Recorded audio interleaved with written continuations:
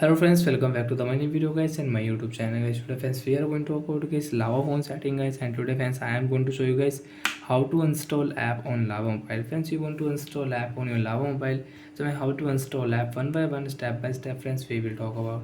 So before starting video friends, first of all go and subscribe the channel guys, click the bell icon guys, like the video guys. So friends, you want to install any app on your device, so you can install from your phone setting. Open your phone setting. After on phone setting friends, you can see this type interface on your Lava mobile. Friends, click here app setting.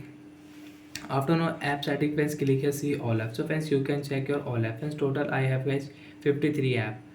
So friends, you have 40 app, 50 app, 60, 70. So which app friends you want to install? Example friends, you have any game. Friends, I have this game. Friends, you want to install this app. So friends, click here and guess your app will install. Click your OK option and guess app will install on your device. So friends, I will not install my game. I will install guys this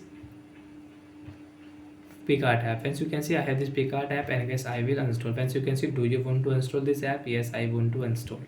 OK option, get this app will install from my device. And friends, you can see I have 52 apps.